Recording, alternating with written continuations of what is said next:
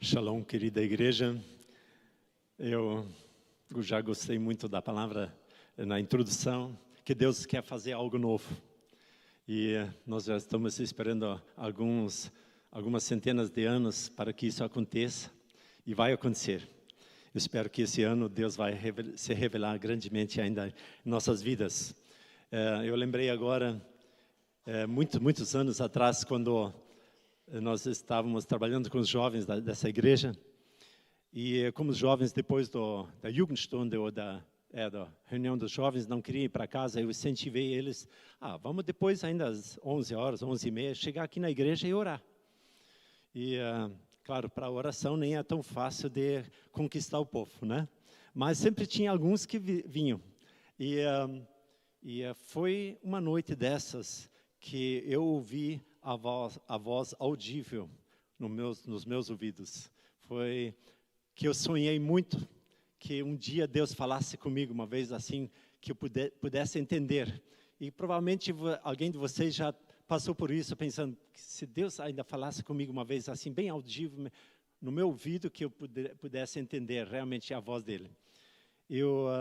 11 horas, eu entrei aqui, estava escuro, nem acendíamos a luz, tinha um pouquinho de luz de fora, e eu fiquei aqui esperando os jovens, orando, primeiro banco aqui, e de repente eu escutei essa voz: Manfred, o Deus de Abraão, de Isaac e Jacó, eu quero falar contigo. Me arrepiei tudo. Digo, mas daí aquele silêncio, será que Deus quer falar mesmo comigo? Bom, eu levantei para ver de onde que vinha essa voz, né? Era mais lá dos fundos. Quando passei de banco em banco, vi o Giovanni Pauls deitado no banco lá, falando com essa voz.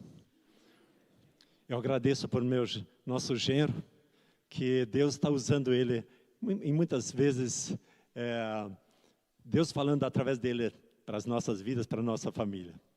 Então, Deus quer sempre falar conosco. Nós queremos abrir, então, a Bíblia hoje em Provérbios, capítulo 4, 23.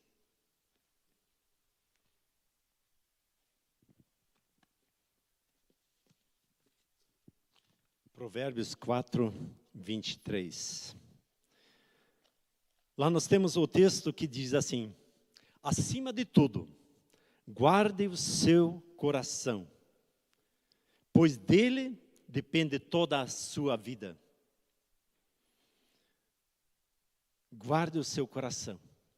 E eu ainda ouço hoje como a mãe falava, e provavelmente todos vocês ouviram isso: cuidado, cuidado, não derrame. Cuidado, que é precioso o que você tem nas mãos. E quantas vezes aconteceu que caiu algo porque nós tropeçamos? Quantas coisas aconteceram na nossa vida que foi derramado, que nós já tínhamos em nossas mãos. E quando a gente lembra de um balde de água, nos primeiros anos de Wittmarsum, quando a água era mais preciosa como hoje. Hoje temos os poços, né? Naquele tempo buscávamos com tambores lá do rio, com cavalo, carroça. Como era precioso cada litro de água que a gente tinha que cuidar. Mas quando derramado a água, você não ajunta mais. Mas tem certas coisas que nós na vida podemos ainda varrer e ajuntar de volta. Eu lembro que meu irmão e eu, nós éramos pequeninhos, e naquele tempo era difícil os pais faziam uma compra maior, e naquele dia a mamãe tinha comprado um pacote de açúcar, aquilo era preciosidade. Mas como era frio, nós estávamos brincando dentro da cozinha, e os pais tirando leite, e na certa altura meu irmão pegou aquele pacote e começou a girar assim. Aí vocês sabem o que aconteceu. Aí, no próximo mês, nós comemos açúcar com aquelas manchinhas de sujeira junto, porque foi varrido a cozinha inteira, para não perder esse açúcar. Mas aqui fala, acima de tudo, guarde o seu coração, pois dele depende a sua vida. Cuidado para que não seja derramado nada na sua vida. E certas coisas, como eu já falei, podem ser recuperadas. Eu li também aquele texto da Maria, quando ela ouviu a mensagem. E diz lá em Lucas capítulo 2, 19. E Maria guardou as palavras em seu coração. E refletia-as em seu coração. Sie bewegte es in ihrem Herzen. Ela guardou de uma forma que ninguém vai tirar essa preciosidade de mim. Isso eu recebi, eu vou ficar com isso até o final da minha vida.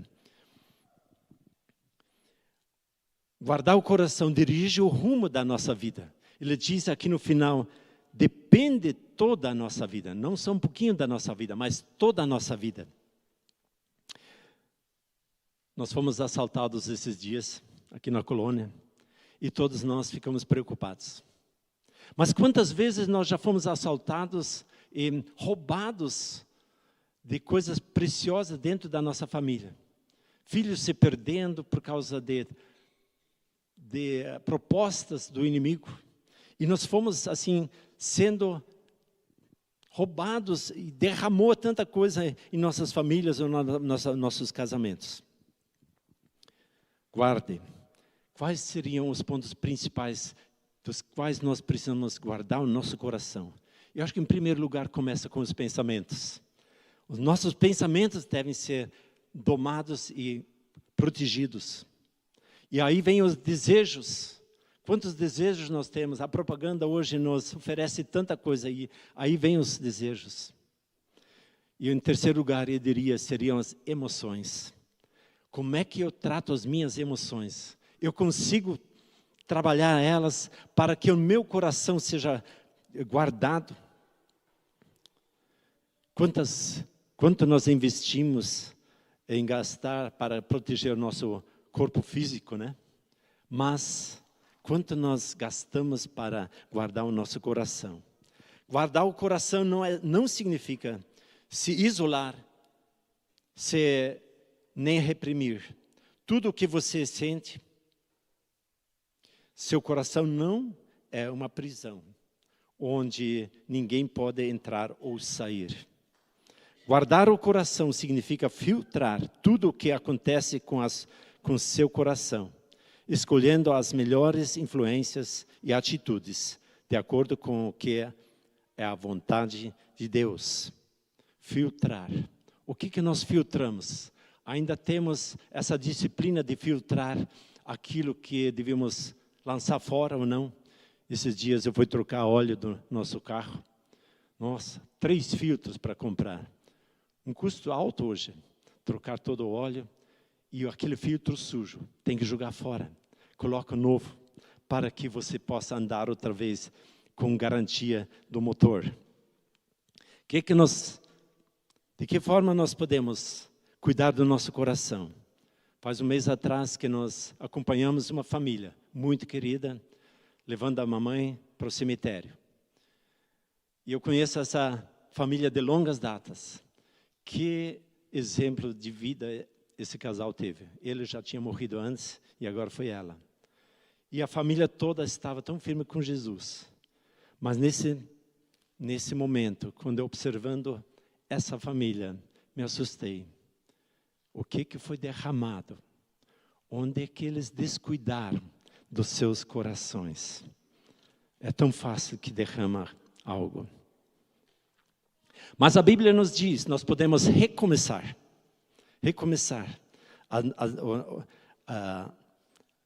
Aquilo que talvez se perdeu, aquilo que foi derramado. Acima de tudo, é em primeiro lugar, não em segundo lugar. Não é uma opção de segunda opção. Deus está interessado em dar um novo coração. Algo novo, como nós vimos na introdução. Ele prometeu isso em Ezequiel. O coração é o centro, o mais precioso da nossa vida. É possível quando nós continuamente lutarmos por isso todos os dias, nós vamos vencer. Eu gostaria de usar vários exemplos da Bíblia, que a Bíblia realmente fala aos nossos corações hoje. Uma vez, abrindo agora em Gênesis capítulo 4, versículo 4b até o 7. Nós conhecemos essa história, muito conhecida. Diz lá: o Senhor aceitou com agrado Abel e a sua oferta, mas não aceitou Caim e sua oferta. Por isso Caim se enfureceu e o seu rosto se transtornou. O Senhor disse a Caim: por que você está furioso? Por que se transtornou o seu rosto? Se você fizer o bem, não será aceito? Mas se não o fizer, saiba que o pecado ameaça a porta. Ele deseja conquistá-lo, mas você deve dominá-lo.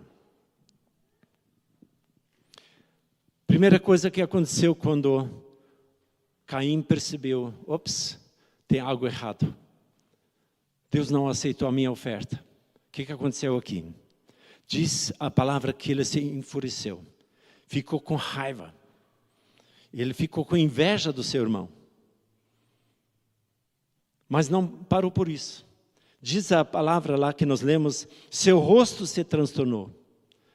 E nós sabemos, quando nós conhecemos a pessoa, nós já vamos perceber: opa, hoje é melhor não dizer nem bom dia para ele.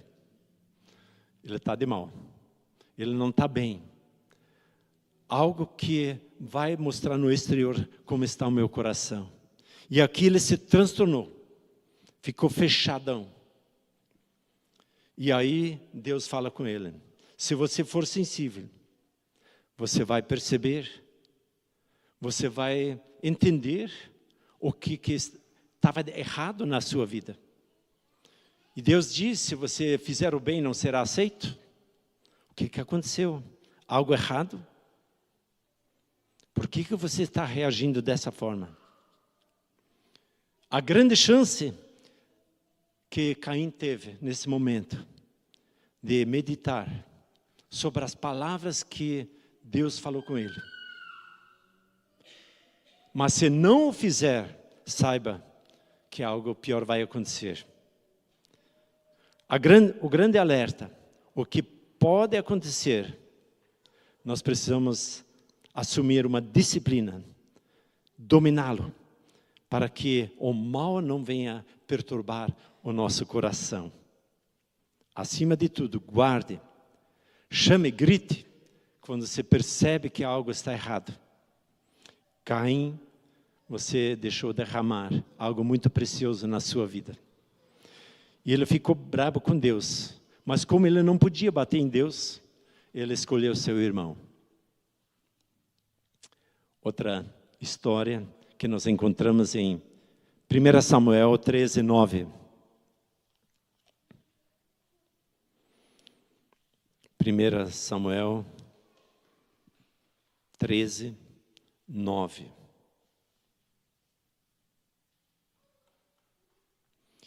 Nós temos a história de Saul, um homem escolhido por Deus para governar o povo. E ele foi muito bem, ele foi aplaudido pelo Israel. Agora nós temos um rei, ele vai nos governar. E começou tão bem. E aí, certa altura, teve uma guerra. E aí, era a lei que só o sacerdote poderia trazer o holocausto, o sacrifício, antes de entrar para a guerra. Só que Samuel se atrasou. E aí ele ficou perturbado no seu coração também e quis ajudar o sacerdote da época, o profeta. E daí no 9 diz: e ele ordenou: tragam-me o holocausto e os sacrifícios de comunhão. A impaciência trouxe algo que seu coração não foi cuidado. Começou algo na vida dele que desagradou a Deus. E aí no capítulo 15, 19, no mesmo livro, 15, 19,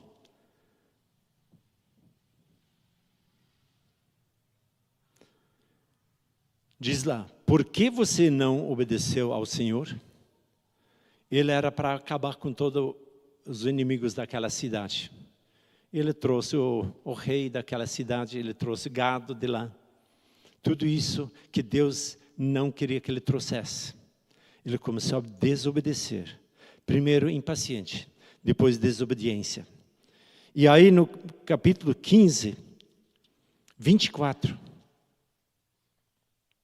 diz lá, Saul repetiu, pequei. Desculpe,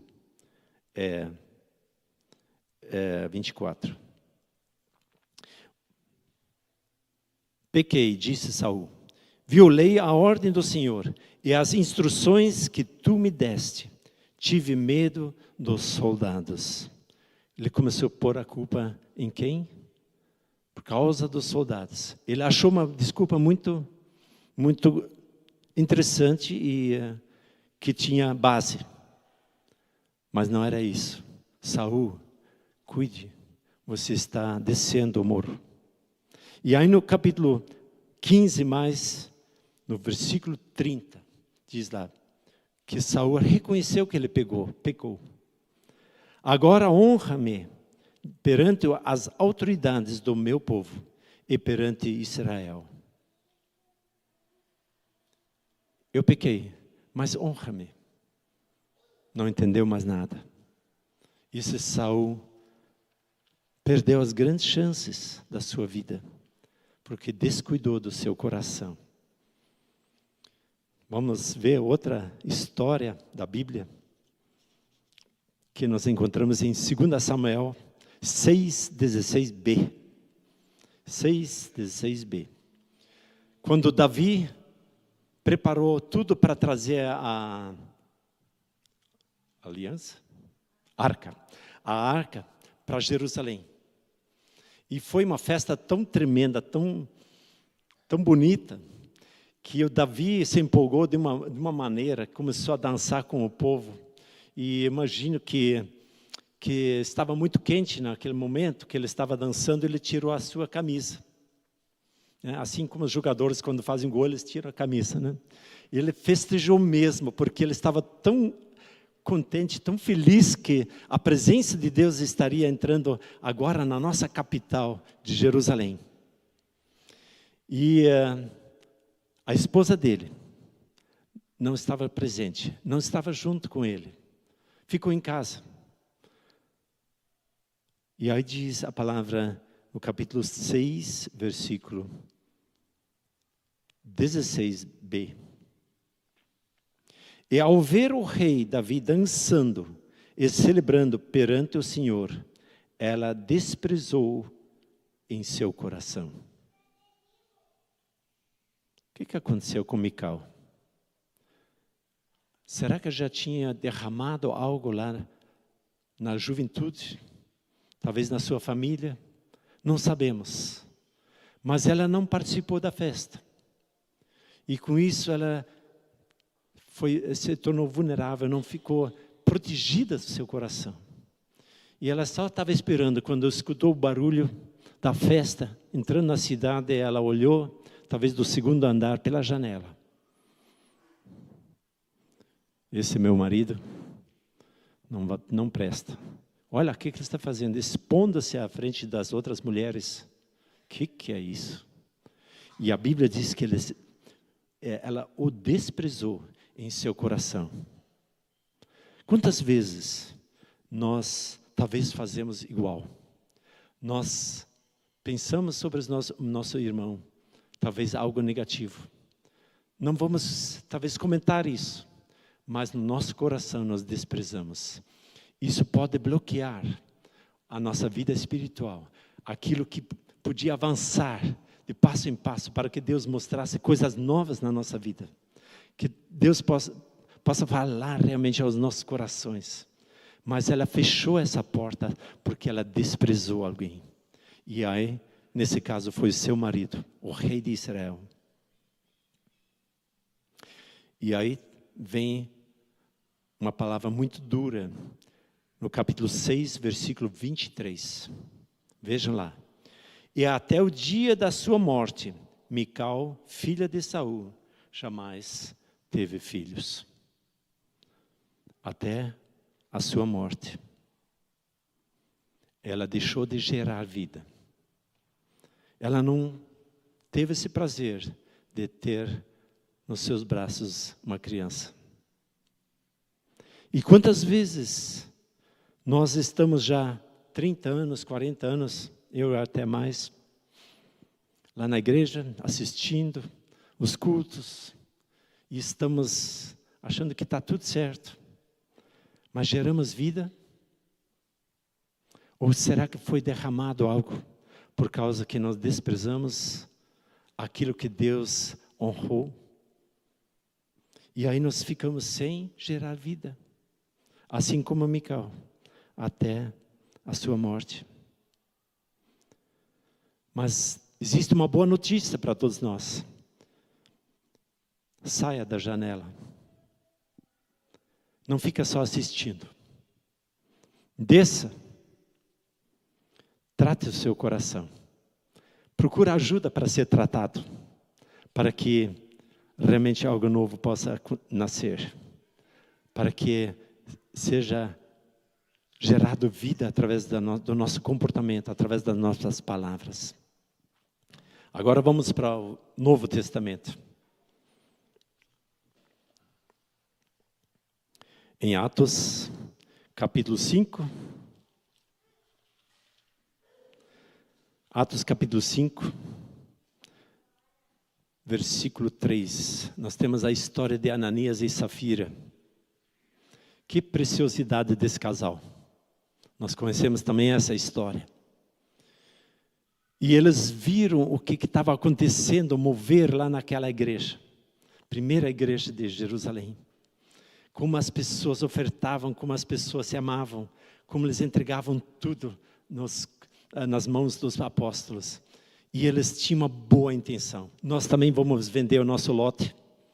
Nós vamos vender e entregar tudo para a igreja, ou nas mãos dos apóstolos. Nós também queremos fazer parte dessa alegria e abençoando outras pessoas. Só que depois que venderam, eles viram todo aquele dinheiro na mão. Pensaram, mas um pouco podíamos também ficar para gastar em particular. E nada errado até aqui. Só que os dois combinaram. Nós não vamos falar nada, vamos dizer que vendemos por esse preço.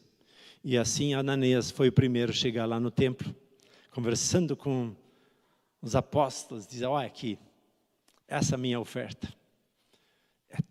É tudo mesmo? É.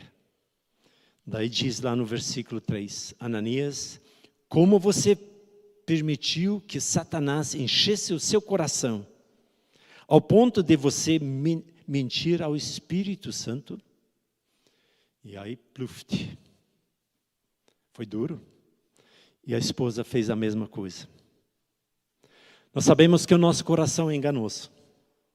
E pode endurecer facilmente quando nós não cuidamos, não guardamos o nosso coração. Nós pecamos e não percebemos mais. Muitas vezes a nossa consciência começa a cauterizar. Guarde o seu coração. Vamos abrir mão dos nossos próprios interesses para que sejamos vencedores. Temos mais um jovem precioso no Novo Testamento, lá em Mateus 19, 16, que veio para Jesus e diz, o que eu devo fazer mais para alcançar a vida eterna? E aí, eu acho que todos nós aqui em Vitor assumíamos brigar por um membro desse. Que exemplo de vida! Ele guardava os mandamentos, ele no mínimo orava, ele lia a Bíblia, ele buscava o melhor, dava o dízimo. Que jovem exemplar. Mas lhe faltou alguma coisa. O coração dele estava preso nos bens. Muitas vezes nós nem somos tão bons como nós achamos. A gente acha que somos bons. Acima da média. E esse jovem tinha toda a certeza. E realmente ele estava. Mas faltou alguma coisa. O Satanás, ele coloca muitas armadilhas em nosso caminho. E nós vamos ter que cuidar onde é que estão essas armadilhas. Que quer roubar a nossa liberdade. Eu não sei se você conhece, como o caçador caça o macaco, mas vivo, não morto. Morto é fácil, mas para pegar um macaco vivo, a maioria conhece. Eles amarram uma garrafa na árvore com algum doce, uma castanha dentro da garrafa. E quando o macaco vem, ele gosta muito do doce, ou então da castanha que está lá, ele enfia a mão. E quando ele pega a castanha, ele fecha a mão e ela não sai mais. Diz que eles não soltam. Você pode ir lá pegar ele vivo, ele não vai soltar essa castanha. E muitas vezes nós recebemos essas propostas, essas ofertas, ou a gente acha que não há nada de mal. E aceitamos e colocamos a nossa mão naquilo que nos prende, que nos tira a liberdade. Você aceita ajuda, correção. As boas obras não incomodam o Satanás, mas um coração puro, um irmão que ora e cuida do seu coração. Um mês atrás, para meu aniversário, eu recebi um cartão de uma irmã lá em Palmeira. Ela escreveu muito bonito nesse cartão, mas uma frase me deixou assim, meio bamba. Ela escreveu o seguinte: que o seu aniversário seja tão lindo e puro quanto o seu coração. Eu pensei, ufa, ainda bem que ela não me conhece. Mas eu gostaria de ser isso. Eu quero lutar para que isso aconteça no meu coração. E eu espero que isso aconteça no seu coração. Que seja tão puro quanto o seu coração. Às vezes nós podemos enganar, né? Na prática, como eu posso guardar o meu coração? Muito fácil. Não guardar mágoas, não ter raiva, não ter ódio, não ter vingança. Confessar sem ter medo de ser feliz. Às vezes é tão difícil confessar. Perdoar. Todos nós já ouvimos milhares de vezes essa mensagem sobre perdão. Vai fazer parte de guardar nosso coração. Praticar o propósito que você teve no começo do ano. Você lembra ainda? Esse ano eu quero orar mais. Eu quero ler mais a Bíblia.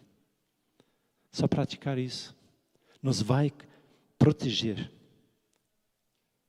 E buscar os conselhos constantemente.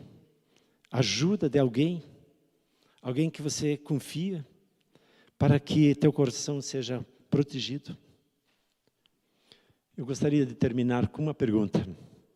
Da maneira como você e eu vivemos hoje, é suficiente? Lá no final, vai ser suficiente? Em Apocalipse 2:5. Olha, passamos a Bíblia, né? Começamos em Gênesis, terminando com Apocalipse. Jesus pergunta à igreja. Ele diz, eu tenho algo contra você. Lembre-se de onde caiu. Nós ainda estamos lembrados onde começou a gente se afastar do Senhor. Onde nós caímos, onde teve aquela tentação, aquela situação onde eu pequei.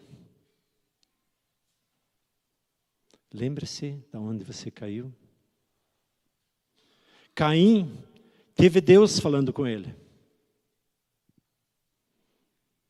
E não entendeu. Saul teve o profeta Samuel. Ei, acorda, Saul. Bloqueado. Mical teve seu marido Davi falando com ela, mostrando o exemplo. Ei, venha comigo, venha dançar comigo na presença do Senhor. que é a melhor coisa que pode acontecer. Ananias e Safira tiveram a igreja dos apóstolos, que podiam dar as orientações antes de tomar a decisão de levar sua metade para a igreja. É sério. Guardar, cuidar do coração, porque dele depende toda a nossa vida, toda a sua vida. Significa ter óleo quando vem o noivo. Deus é tremendo. Ele quer trazer algo novo. E como vocês estão vendo aqui, que nós queremos tomar a ceia juntos. Em João capítulo 18, 1, nós temos um momento que Jesus estava agoniado. Estava com o coração muito pesado. E aí diz a palavra, tendo terminado de orar, Jesus saiu com os discípulos e atravessou o vale de Cedron.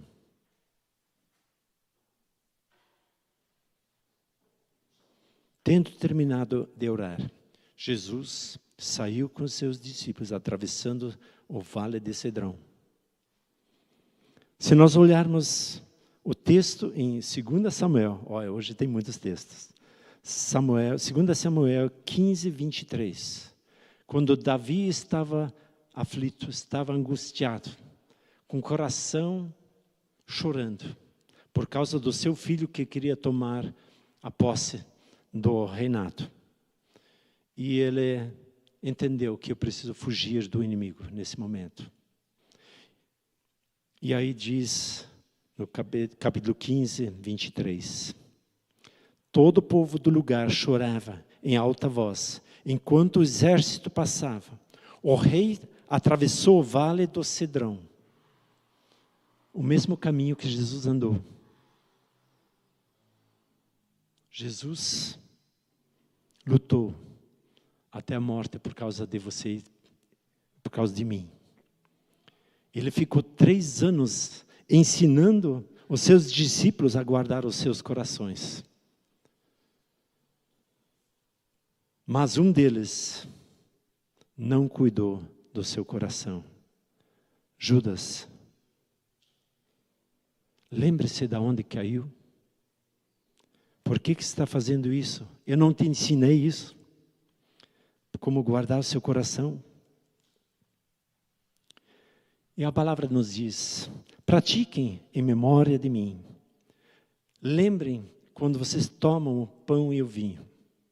O que eu fiz por ti? O preço que eu paguei por cada um de nós. Cada um se examine. Depois participe do convite.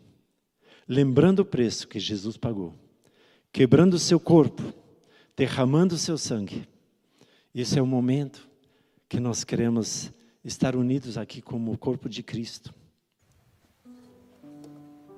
Pai querido, é tão bom estar na Tua presença.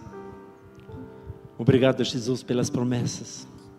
Obrigado, Jesus, que o Senhor vai deixar surgir algo novo no meio de nós, em nossas igrejas, nossas famílias. Nós cremos nisso e queremos ouvir essa suave voz que nos está chamando. Pai, muito obrigado que podemos lembrar mais uma vez, em especial como família aqui, o que o Senhor fez por nós. Como que o Senhor nos ensinou para guardar nosso coração. Ó Jesus, nós queremos que o Senhor venha nos revelar da onde nós caímos, onde nós se afastamos desse primeiro amor. Nós queremos estar de volta e não queremos abrir mão. Nós queremos gerar vida e essa vida só podemos gerar se o Senhor nos encher com a Tua graça, com a Tua misericórdia, com o Teu Espírito Santo. Pai, muito obrigado que o Teu corpo foi destruído para que nós tivéssemos vida. Obrigado pelo sangue, pelo vinho, que faz nos lembrar do teu sangue, que restaura, lava os nossos pecados, todo o nosso mal, todos os pensamentos ilícitos. Pai, muito obrigado. E nós queremos estar em comunhão agora, para experimentar a tua presença, enquanto que nós comemos o pão e o vinho. Em nome de Jesus. Amém.